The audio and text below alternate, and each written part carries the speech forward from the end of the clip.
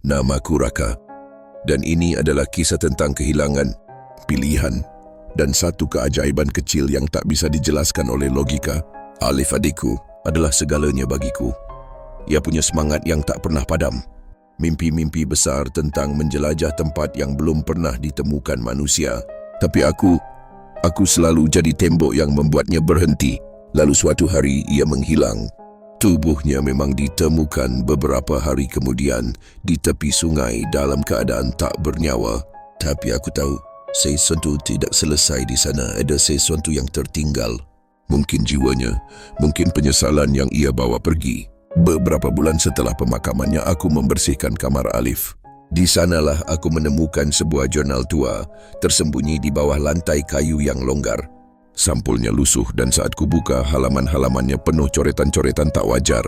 Simbol, tulisan tak terbaca dan di akhir jurnal tertulis, "Kembali jika kamu membaca ini, kamu telah setengahnya menjadi aku." Aku menutup jurnal itu cepat-cepat. Tapi malam itu suara langkah mulai terdengar dari luar kamarku. Suara itu seperti Alif. Jurnal itu terasa hidup, seolah memanggilku untuk menyelesaikan sesuatu.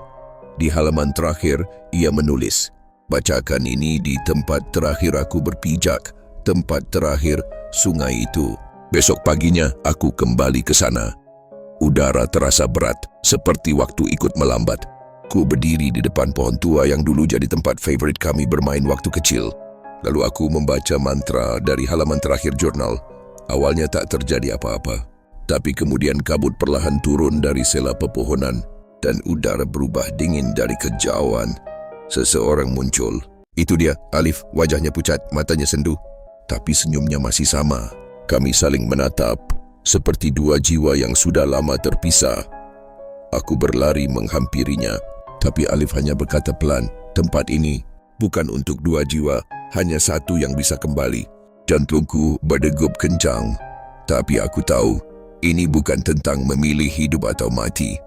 Ini tentang menyelesaikan yang belum sempat kami selesaikan. Kalau harus memilih, aku berkata pelan, "Biar aku yang tinggal." Alif terdiam lalu menangis. Aku memeluknya, dan untuk pertama kalinya sejak kepergiannya, aku merasa damai. Jurnal itu bersinar pelan, lalu segalanya menjadi putih. Aku tak ingat apa yang terjadi setelah itu. Tapi aku tahu, aku tak lagi di dunia yang sama. Beberapa bulan kemudian, aku melihatnya dari kejauhan. Ia duduk di meja, membuka jurnal yang kini kosong.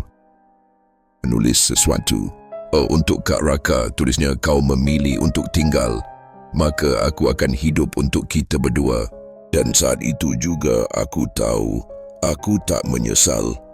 Karena cinta sejati bukan tentang bersama, tapi tentang memberi ruang agar orang yang kita cintai bisa tetap hidup. Meski itu berarti kita harus menghilang dari dunia mereka. Dan meski tubuhku mungkin tak lagi ada di sana, namaku akan selalu hidup dalam jurnal terakhir adikku.